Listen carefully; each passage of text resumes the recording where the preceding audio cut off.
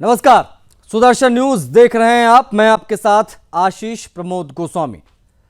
मध्य प्रदेश की राजधानी भोपाल का अशोका गार्डन, जिसका नाम अशोक जैसी हिंदू विरासत से जुड़ा है, लेकिन आज ये अपने ही नाम की पहचान से बिल्कुल उलट तस्वीर दिखा रहा है। पर इसे जरा एक बार देखिए, भोपाल में वाई पर एम का जानलेवा हमला।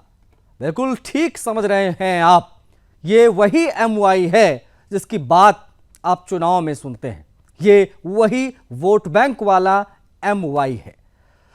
आपको बता दें, कभी शांत और मिश्रित आबादी वाला इलाका भोपाल का ये अब मुस्लिम बाहुल क्षेत्र बन चुका है, और इसी बदली हुई डेमोग्राफी का सबसे बड़ा खामियाजा यहां का हिंदू भुगत रहा है।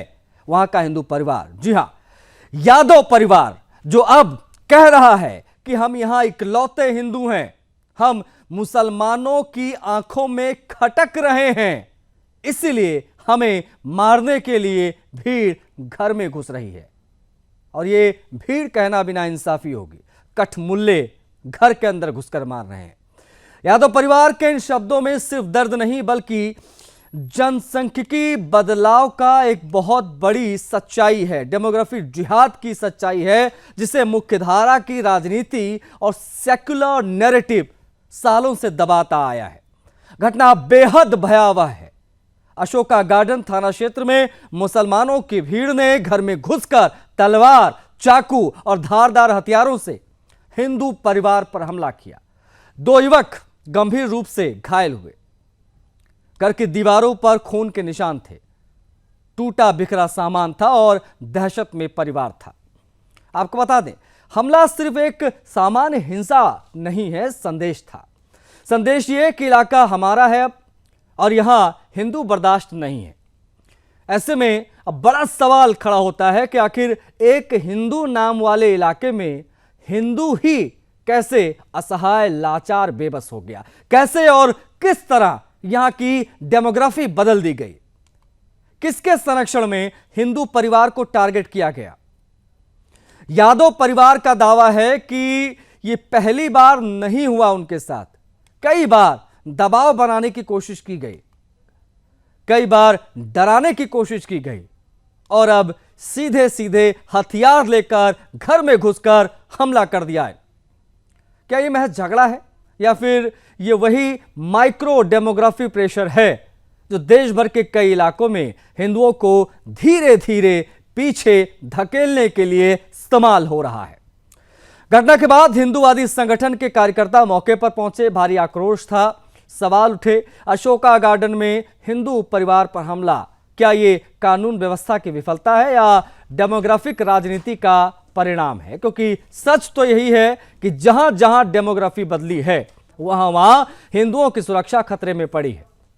और अशोका गार्डन की यह घटना उसी सच्चाई का प्रत्यक्ष प्रमाण है। सबसे ताजा, सबसे खतरनाक उदाहरण कहें तो गलत नहीं होगा। यह सिर्फ यादव परिवार की लड़ाई नहीं है, इसे भी स्पष्ट कर दें। यह उस हर हिंदू परिवार की लड़ाई है जो अपने ही देश में, अपने ही घर के अंदर असुरक्षित महसूस करता है। सवाल खड़ा हो रहा है कि क्या मध्य प्रदेश जैसे भाजपा शासित राज्य में भी हिंदू परिवार को यही सब झेलना पड़ेगा क्या?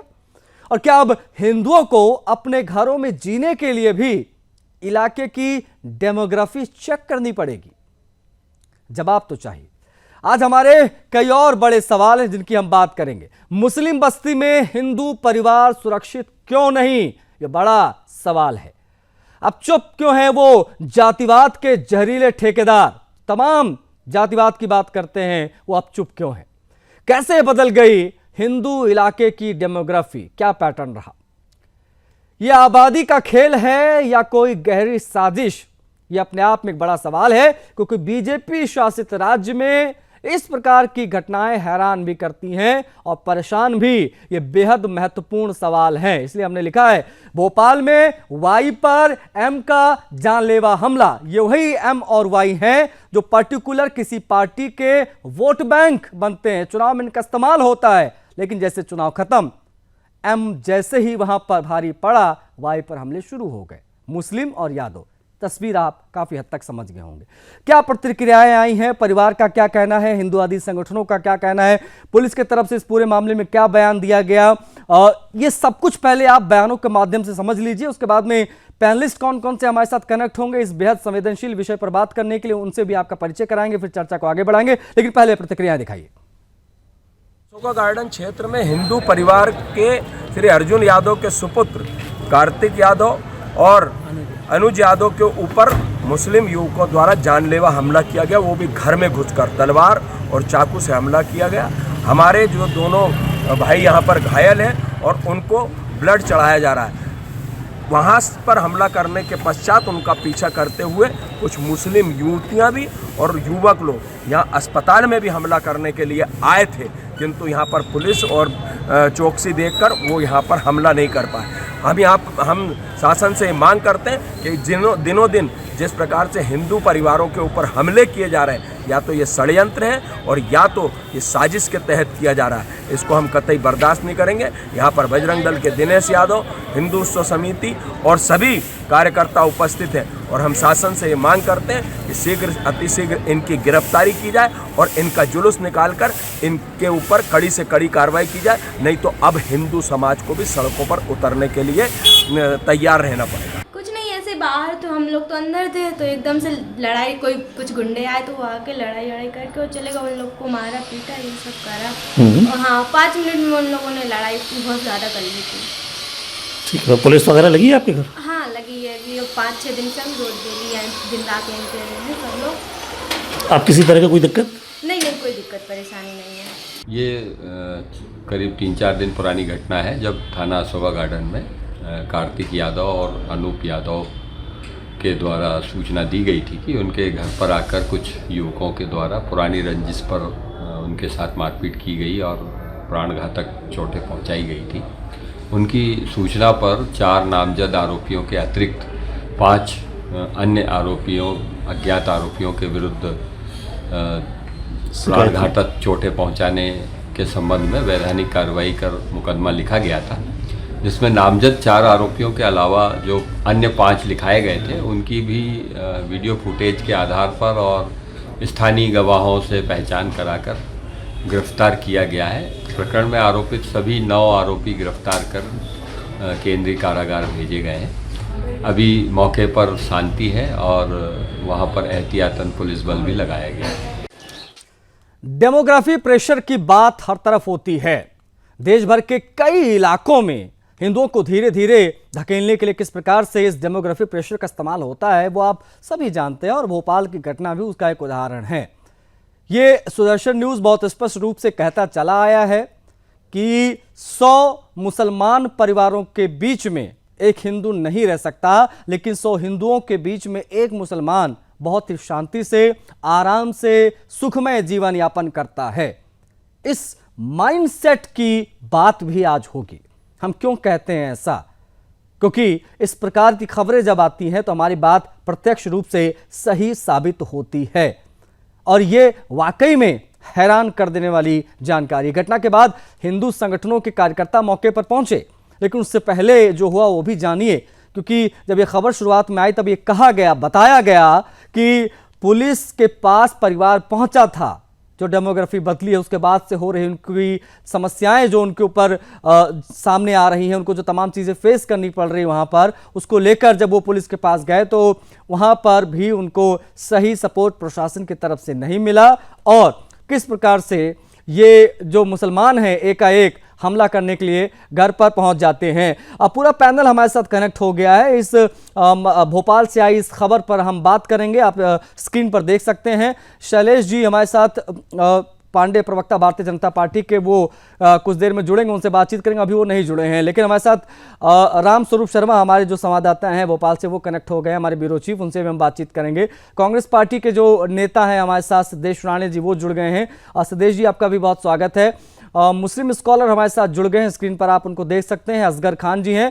असगर खान जी आपका भी बहुत स्वागत है। और राष्ट्रीय चेतना मंच से भी हमारे साथ जुड़े हुए हैं सुशील त्रिपाठी जी।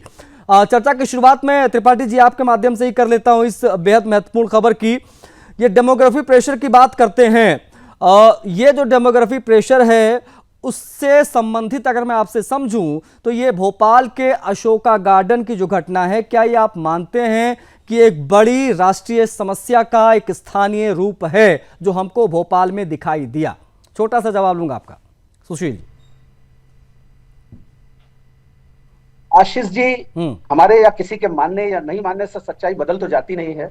और दूध का जला छाछ भी फूक फूक कर पीता है, ऐसा हम सभी, ऐसी कहावत अपने देश में प्रचलित है। लेकिन हम दूध से इतनी बार जल गए, उसके बाद हमने दूध भी नहीं फूकना शुरू किया है, छाछ दूर की बात है। अब बताइए, हमारे देश के कितने टुकड़े इसी इस्लाम के नाम पर हो गए, जो नकली इस्लाम से भारत का मुसलमान परिचित है। असली इस्लाम से तो भारत के मुसलमान का परिचय ही नहीं हुआ ना। अरब के मुसलमानों को तो हम कहीं नहीं देखते बम ब्लास्ट करते हुए, या कहीं आतंकवादी गतिविधियों में हमें नहीं दिखाई देते, जो ओरिजिन है इस्लाम का। तो इसलिए मैं कहता हूं, ये मुसलमान, इनको कहना ही भारत के मुसलमानों को बड़ी विडंबना है। इन सबको एक्स हिंदू कहिए, ये सब पूर्व हिंदू हैं। आज ये भ्रमित होकर के नकली इस्लाम के जाल में, मुल्लाओं के इस्लाम के जाल में फंस चुके हैं। तो इसलिए इनसे सजग रहना, इनकी डेमोग्राफी को किसी भी प्रकार से बढ़ने नहीं देना। क्योंकि आप देखिए, 32 दांतों के बीच में एक जीभ सुरक्षित रह सकती है। ठीक है, आप बनी रहेगा सुशील जी। रामस्वरूप शर्मा हमारे ब्यूरो चीफ हैं, उनसे भी समझ लेते हैं एक बार ये पूरा मामला, उसके बाद में हम इस पर विस्तार से बात करेंगे। सिद्धेश राणे जी भी हैं, असगर खान जी हैं, और भारतीय जनता पार्टी की जो स्पोक्स पर्सन है वो भी कुछ ही पलों में हमारे साथ जुड़ जाएंगे। शैलेश जी, उनसे भी हम बातचीत करेंगे। लेकिन राम, आप ग्राउंड रिपोर्ट के सबसे नजदीक हैं, जरा बताइए दर्शकों को, तमाम पैनलिस्ट को, कि ये घटना अचानक हुई या इलाके में, विशेष तौर पर इस अशोका गार्डन का जो पूरा इलाका है, या लंबे समय से तनाव की स्थिति बनी हुई थी और ये सब कुछ सुनियोजित था? देखिए, ये मध्य प्रदेश की राजधानी भोपाल का अशोका गार्डन इलाका है और ये बेहद पॉश इलाका माना जाता है। और न केवल ये पहली घटना है, बल्कि राजधानी भोपाल में इस तरह की पहले भी घटनाएं लगातार सामने आई है और सुदर्शन न्यूज ने उनका प्रमुखता से कवरेज दिखाया है। इस मामले की हम जहां तक बात करेंगे तो ये बीते 4 दिन पुराना मामला है और इसमें जिहादी तत्वों ने एक यादव परिवार के घर में घुसकर और जिस तरीके से धारदार हथियारों का उपयोग करके उन्हें घायल किया है, वो सब सारी जो तमाम चीजें हैं वो सुदर्शन न्यूज की टीवी स्क्रीन पर आशीष जी मौजूद है। और उतनी ही रात को हिंदू संगठनों के द्वारा चंद्रशेखर तिवारी हिंदू उत्सव समिति के और संस्कृति बचाओ मंच के अध्यक्ष, उनके मार्गदर्शन में राजधानी भोपाल में एक बड़ा प्रदर्शन किया गया और अस्पताल के बाहर एक बड़ा प्रदर्शन किया गया था और जिहादी तत्वों के ऊपर इस पूरे मामले को लेकर कार्रवाई करने की मांगी गई थी। ये जो पूरा जिसमें हथियार चले थे, इसमें कुल 2 लोग इसमें घायल हुए थे और पुलिस के पास जो प्रथम इसमें सूचना की जो शिकायत, मतलब FIR जो दर्ज कराई गई थी, उसमें 4 या 5 लोगों को नामजद FIR दर्ज कराई गई थी। बाद में पुलिस ने CCTV कैमरा और दूसरे माध्यमों से इस पूरे मामले की शिनाख्त की और कुल 9 आरोपियों को गिरफ्तार किया है और उन्हें जेल पहुंचाया है। इस पूरे मामले को लेकर सुदर्शन न्यूज ने तो SCP उमेश तिवारी है, उस पूरे मामले को लेकर उनसे चर्चा की है और उन्होंने ये बताया है कि हमने घटना के तत्काल बाद आरोपियों को गिरफ्तार किया है और उन्हें जेल पहुंचाया है। आशीष, ठीक है, आप बने रहेगा हमारे साथ, हम बात करेंगे अभी। सिद्धेश राणे हमारे साथ हैं, उनसे भी हम बातचीत कर लेते हैं, उसके बाद में असगर खान की प्रतिक्रिया इस पर महत्वपूर्ण होगी। सिद्धेश राणे जी, कांग्रेस हमेशा सेकुलरिज्म की बात करती है, ये जो हुआ भोपाल में वो किस प्रकार का सेकुलरिज्म था, एक चीज़ ये। दूसरी चीज़ ये, कांग्रेस हमेशा बढ़ते डेमोग्राफिक असंतुलन की बात करने से बचती है। इस पूरे मामले को देखते हुए क्या आप लोग अब भी इस बढ़ती डेमोग्राफी असंतुलन की बात करने से बचने की कोशिश करेंगे या इस पर कोई स्पष्ट रुख है कांग्रेस पार्टी का इस प्रकार की खबरों पर? नहीं, सबसे पहले तो मैं आप सभी से धन्यवाद कहता हूँ कि मुझे इस वीडियो में ज्वाइन करने के लिए कहा गया। तो सबसे पहले मैं आपको बताना चाहूंगा कि जो भी वारदात हुई है वो बेहद निंदनीय है। उसके जो भी गुनाहगार है उनके ऊपर कड़ी से कड़ी कार्रवाई होनी चाहिए, ये सबसे पहली बात। दूसरी बात है कि हर चीज को हम लोग हिंदू मुस्लिम के नजरिए से देखने से पहले ये चीज भी देखनी चाहिए कि गुनहगार और उस जो राज्य है, उस राज्य की लॉ एंड ऑर्डर की क्या सिचुएशन, उस राज्य में पिछले 10-12 सालों से भाजपा। ठीक है, कुछ टेक्निकल एरर्स हैं, एक बार प्लीज़ देखिए, सिद्धेश जी की आवाज़ नहीं पहुंच पा रही है। लेकिन ओपनिंग रिमार्क की अगर बात हो रही है तो असगर खान से अभी ओपनिंग रिमार्क नहीं हो पाया, मैं आ रहा हूं, बातचीत हम करेंगे। सिद्धेश जी आप बने रहिएगा। असगर खान जी, सबसे पहले आपसे मैं समझना चाहूँगा, क्या आप ये जो सुनियोजित हमला हुआ है हिंदू परिवार पर, क्या उसकी आप सीधी और स्पष्ट निंदा करते हैं और क्या आप मानते हैं कि हर समाज में ऐसे तत्व होते हैं जो अपने अपने मजहब की आड़ लेकर माहौल को खराब करते हैं, विशेष तौर पर समुदाय विशेष की जिसकी मैं बात कर रहा हूं।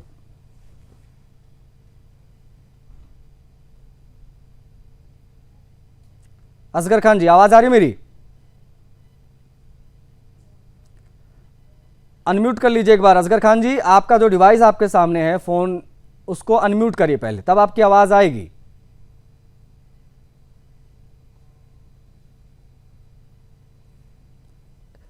असगर जी, आपकी आवाज नहीं आएगी जब तक आप अपने फोन को अनम्यूट नहीं करेंगे। सर एक बार अनम्यूट कर लीजिए, अनम्यूट कर लीजिए सिस्टम को, आपके सामने जो भी रखा है फोन या टैब जो भी है, अनम्यूट करिए।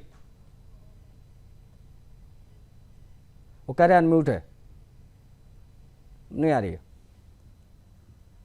आवाज, नहीं आ रही। सिद्धेश राणे जी, अगर मेरी आवाज आप तक पहुंच रही हो तो आप अपनी बात पूरी कर लीजिए इन बिटवीन। सिद्धेश जी,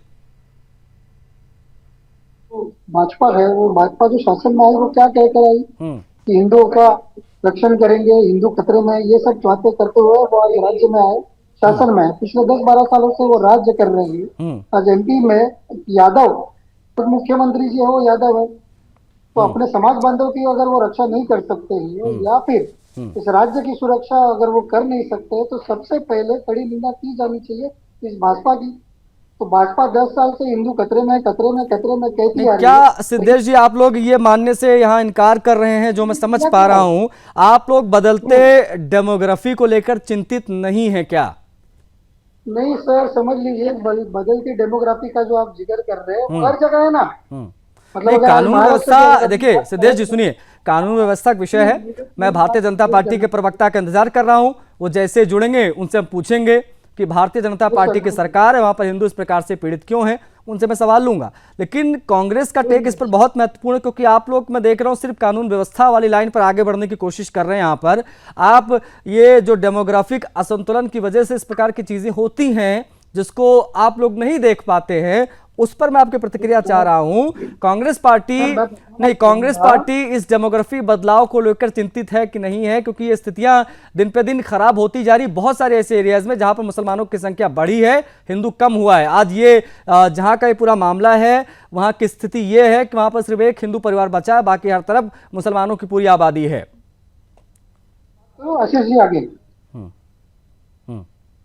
अगर आपको लगता है कि ये डेमोग्राफिक बदलाव है, तो जो राष्ट्रीय जनगणना 2011 से हुई नहीं है, उसके आगे हुई नहीं, 2021 हो गया, उसके बाद भी हुई नहीं है, जातीय गणना गई है और राष्ट्रीय जनगणना की है, वो क्यों नहीं हुई है?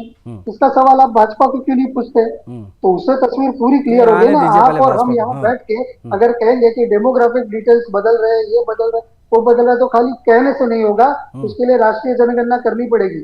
राष्ट्रीय जनगणना की डेट सिद्धेश जी आ गई है, वो भी होने जा रही है अगले साल। सुनिए ना, लेकिन मेरे मोहल्ले में अगर 100 मुसलमान आ जाएंगे रहने के लिए, मैं अकेला हिंदू बचूंगा, तो इसमें मुझे नहीं लगता किसी जनसंख्या जनगणना इत्यादि की आवश्यकता हो। तो दिख रहा है ना क्या स्थिति है, और हम उस माइंड सेट की बात कर रहे हैं। और जिस जनगणना की आप बात कर रहे हैं उसकी भी तारीख आ गई, ये भी आपको बता दूं। खैर, अभी बीजेपी के प्रवक्ता जब जुड़ेंगे तो उनसे हम बात करेंगे, प्लीज बने रहिए। ठीक है, असगर खान जी तक मेरी आवाज शायद पहुंच रही है। असगर जी, एक बार कुछ बोलिए प्लीज। नहीं आ रही है आवाज, नहीं आ रही सर आपकी। असगर जी, अनम्यूट करिए एक बार प्लीज, अपने डिवाइस को अनम्यूट कीजिए, आवाज नहीं आ रही है आपकी sir. I am trying a lot, लेकिन आपकी आवाज नहीं पहुंच रही है हम तक, नहीं आ रही। पहले इनको एक बार देखिए क्या समस्या है पीसीआर, उसके बाद मैं इनसे बातचीत करूंगा। लेकिन हमारे साथ हमारे ब्यूरो चीफ भी जुड़े हैं, उनसे भी हम बातचीत करेंगे। सुशील जी भी है, भाजपा के प्रवक्ता अब तक नहीं आए हैं, कोशिश है उनसे भी जुड़ने की।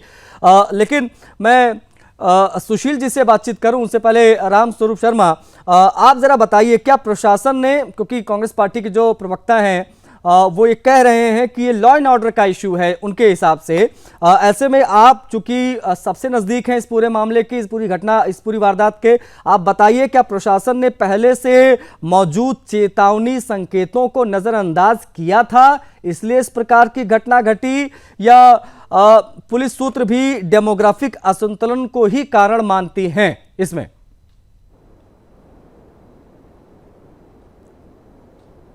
देखिए, इसमें पुलिस सूत्रों के इन्वॉल्व होने का कोई सवाल ही नहीं उठता मुझे लगता है, क्योंकि ये जो मामला है वो जिहादी गुंडा तत्वों के और हिंदू परिवार के बीच था और देर रात इनने जाकर वहां हमला किया था और उस हमले में 2 हिंदुओं को घायल कर दिया था। इस पूरे मामले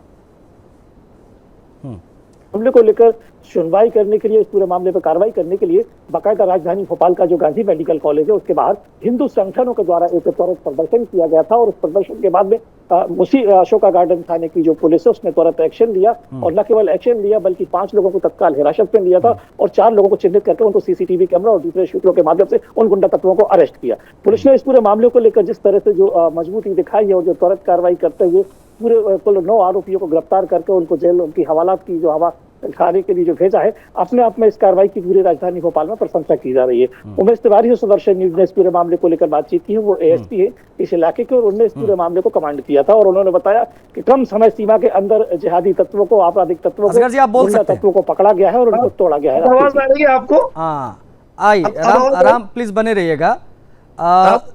असगर खान जो मुस्लिम स्कॉलर, उनकी प्रतिक्रिया सुननी बहुत जरूरी है, उनकी आवाज अब आ गई है। असगर जी, सवाल मैं पूछ चुका हूं आपसे, अगर आप कहें तो दोहरा देता हूं, नहीं तो आप इस पे प्रतिक्रिया अपनी देनी चाहें तो प्लीज दीजिए। असगर मैं देखिए, आपने सवाल किया लोग क्या ऐसे होते हैं और आपने इशारा भी किया खासकर मुस्लिम धर्म की तरफ। नहीं, इशारा नहीं किया, हम खुलकर कह रहे हैं सर। हाँ, मैं खुल के कह रहा हूँ, जो बात के खुल के करे तो अच्छा है। नहीं, मैं खुलकर ही कह रहा हूँ, मैं खुलकर ही कह रहा हूँ सर। हाँ, आप भी खुल के कह रहे हैं, हमें भी खुल के कहना चाहिए जो बात करनी है। देखिए, हिंदू, मुस्लिम, सिख, ईसाई और खासकर हिंदुओं में कम्युनल लोग ज्यादा हैं और कम्युनल सोच के लोग ज्यादा हैं। इसीलिए और इस सोच को हमें और आपको, जो पढ़े लिखे तबके के लोग हैं, उनको इस सोच को बदलना होगा। अच्छा। मैं इस प्रेजेंट केस की बात कर रहा हूँ। एक बात और करूंगा जो हमारे एंकर साहब अभी कर रहे थे, जिहादी लफ्ज पे भी बात करूंगा, लेकिन इससे पहले ये बता दूं कि ये मैं आपसे, मेरा सवाल है, आप मुझसे कर रहे हैं, मैं भी आपसे कर रहा हूं। ये बताइए कि ये मामला क्या है? एफआईआर हो गई, ये बात तो क्लियर हो गई। जो एफआईआर हुई है उसके सेक्शन मुझे बताइए, क्योंकि मैं वकील हूं इसलिए ये सवाल कर रहा हूं। जो एफआईआर हुई है किसी सेक्शन के तहत हुई होगी, उस एफआईआर में सेक्शन क्या है? नंबर 1। नंबर 2, मैं आपको बता दूं कि एफआईआर हुई 4 लोगों के खिलाफ और पुलिस ने गिरफ्तार किए 9 लोग, इसलिए किए कि वो मुसलमान थे। अगर हिंदू होते तो वो 4 भी गिरफ्तार नहीं होते। अगर अटैक करने वाले, अब केस झूठा है सच्चा ये एक अलग बात है, ये एलिगेशन है। अलीज जो एक्यूज थे, जिन पे इल्जाम लगाया गया था एफआईआर में, वो 4 लोग थे, पुलिस ने गिरफ्तार किए 9 लोग। आप क्या चाहते हैं पुलिस से, क्या चाहते हैं आप माहौल से? आप और मैं आपको पहले बता दूं, नहीं सुनिए असगर जी, इसको आपका ब्लेम गेम समझें कि आपका विक्टिम कार्ड समझें, नहीं किस प्रकार से देखा जाए इसे, ये भी एक चिंता का विषय है। नहीं, आपने हमसे सवाल पूछा, मैं आपसे पूछ रहा हूं, हिंदुओं को कम्युनल आप बता रहे हैं, आप हिंदुओं को कम्युनल बता रहे हैं, जहां पीड़ित हिंदू है उस पर आपने निंदा ना करते हुए आपने सीधे सीधे हिंदुओं को कम्युनल बता दिया। आप समझ रहे हैं आप क्या बात कर रहे हैं? यहाँ पर पीड़ित मुसलमान नहीं है, मुसलमानों ने घुस के मारा है। तो मुझे अभी तक भी ये लग रहा है, मुझे इस न्यूज़ पे यकीन नहीं है, मुझे तो ये लग रहा है आपको किसी बात का यकीन नहीं होगा, आपको किसी बात का कोई यकीन नहीं होगा, आपका यकीन बस एक है, वो सब जानते हैं। देखिए एक बात मैं आपको बता दूं, मैं बार बार कहता हूं और सब लोगों से यही बात भाई, अगर हिंदू कम्युनल होता असगर खान तो उस एरिया में सिर्फ एक हिंदू परिवार कैसे बचता? सुशील त्रिपाठी जी को शामिल करूंगा। सुशील त्रिपाठी जी, आप सुन रहे हैं, मुस्लिम स्कॉलर जो है उनका क्या कहना है, सिद्धेश राणे जी का क्या कहना है, आपकी प्रतिक्रिया महत्वपूर्ण होगी। उसके बाद में मैं राम लौटूंगा।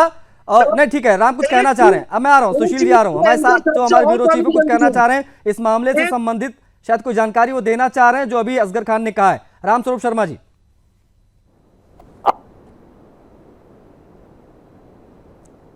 जी ने कहा कि इस पूरे मामले को लेकर एक जो 4 मुस्लिमों को, जिहादियों को, हम जिहादी सुदर्शन न्यूज में, चूंकि इस तरह के जो तत्व होते हैं असामाजिक तत्व, उन्हें जिहादी ही कहा जाता है, तो हमारी परिपाटी है, मैं उसके मुताबिक सबसे पहले उनको जिहादी संबोधित करूंगा। इस पूरे मामले को लेकर जो यादव परिवार है, उस परिवार के घर में घुसकर देर रात जो मारकाट करी है, उसका जो प्रूफ है उन गुंडा तत्वों का, वो सुदर्शन न्यूज की टीवी स्क्रीन पर मौजूद है और 2 लोग इसमें घायल हुए हैं गंभीर रूप से, और इनका जो इलाज है वो किसी प्राइवेट अस्पताल में नहीं बल्कि मध्य प्रदेश की राजधानी भोपाल के सबसे बड़े गांधी मेडिकल कॉलेज में इनको भर्ती कराया गया देर रात और इनकी स्थिति गंभीर बनी हुई। उसके बाद में जो दूसरा प्रूफ है वो ये है कि जो घायल परिवार है उस परिवार के बाहर आज भी पुलिस मौजूद है और पुलिस बल की देखरेख में आज वो परिवार किसी तरह से सुरक्षित है। और तीसरी और सबसे बड़ी बात ये जो इनने कही है कि किस धाराओं में कार्रवाई की गई है, तो ये वकील है, चूंकि एडवोकेट है, इनको जानकारी होना चाहिए, लेकिन इसमें जो मारपीट की गई है और जिन धाराओं में इनको जेल पहुंचाया गया है वो धारा 307 और 326 और जो दूसरी बीएनएस की और जो अन्य धाराएं हैं उनके तहत कार्रवाई की गई है। तो इस पूरे मामले को झुटलाने की कहीं ना कहीं कोशिश अगर आप करेंगे तो अपने आप में झूठे पाए जाएंगे। अच्छा, एक ये भी है आपने तो खैर एक्सपोज कर दिया है असगर खान को, इनकी वकालत को, लेकिन सुशील त्रिपाठी जी हैं, सुशील त्रिपाठी जी नहीं यार सुनिए ना, असगर खान पूरे टाइम आप नहीं बोलते रहेंगे। मैं समझ गया हूँ कि आप एक्सपोज हो चुके हैं, पीड़ित को पीड़ित ना मानते हो, उनको कम्युनल कह रहे हैं। अरे भाई हथियार किसके हाथ में था? अरे भाई घर में घुसा कौन? तो इस मुल्क का क्या होगा? कौन हुआ? तो बात आप करेंगे नहीं। कौन हुआ? मैं तो ये कहता हूँ, मैं तो ये कहता हूँ, वो तो ये कहते हैं। नहीं, इस प्रकार की बातें हम नहीं करते हैं, हम तो खुल्लम खुल्ला कह रहे हैं। इन कठमुल्लों ने घर में घुसकर, जिहादियों ने घर में घुसकर सिंधु परिवार को इसलिए मारा, कामयाब इसलिए हुए क्योंकि वहां पर डेमोग्राफी बदल चुकी है, जो शायद कांग्रेस को समझ में नहीं आ रही है, लेकिन बाकी जनता देश की समझ रही है। सुशील त्रिपाठी जी से बात नहीं हो पाई। सुशील जी प्लीज। तो ये नोआखाली के दंगों के समय से करते आ रहे हैं और जब विभाजन हुआ उसमें भी इन्होंने ब्लेम गेम ही किया ना, देश के विभाजन के समय भी इन्होंने ब्लेम गेम ही किया। उसके लिए आरोपित ये नहीं है, उसके लिए आरोपित हिंदू महासभा और संघ है। आज इन्होंने फिर जब कश्मीर में नोआखाली में जो हुआ, बाद में कश्मीर में जो हुआ, बाद में हर एक गली मोहल्ले में जो हो रहा है, मैं कहता हूँ जहां भी डेमोग्राफी चेंज हुई है वहां पर हिंदुओं का रहना मुश्किल हो गया है। अगर किसी बिल्डिंग या कॉलोनी के अंदर ये 4 आ जाते हैं तो वहां से 40 हिंदुओं को जाना पड़ता है, क्योंकि हिंदू उतना नीचे तक गिर नहीं सकता या उस प्रकार से रह नहीं सकता जिस प्रकार से रहने का इनका अभ्यास है। और मैं फिर कह रहा हूं, जब मैं इनका अभ्यास कह रहा हूं तो मैं एक्स हिंदुओं की बात कर रहा हूं, एक्स हिंदुओं की मैं बात कर रहा हूं, जिनका असल इस्लाम से भी तवाल्लुक हुआ नहीं है, जिनका इस्लाम से परिचय हुआ नहीं है।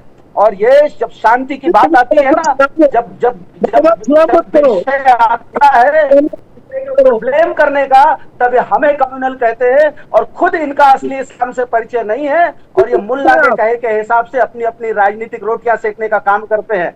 और मैं फिर आपको बताऊं, डेमोग्राफी चेंज करने के लिए एक भारत का एक एक्स हिंदू लगा हुआ है, एक एक्स हिंदू, किसी एक मेरा पड़ोसी होगा, मेरा मित्र होगा, वो सब इसके अंदर शामिल है। और डेमोग्राफी का चेंज बहुत ही अधिक खतरनाक है। और मैं फिर कहता हूं, सरकार से निवेदन करता हूं, हर एक हाल में, चाहे भारतीय जनता पार्टी की सरकार हो, चाहे कांग्रेस की सरकार हो, हर स्थिति में जब हिंदू घटा है, जहां हिंदू घटा है वो हिस्सा देश से कटा है। ये इतिहास में सामा हम सभी देख सकते हैं, उदाहरण है हमारी आंख के सामने। जैसा पहले मैंने कहा था कि दूध का जला छाछ फूंक फूंक के पिए, और भारतीय जनता पार्टी की सरकारों के भी भरोसे बैठे रहने का समय नहीं है।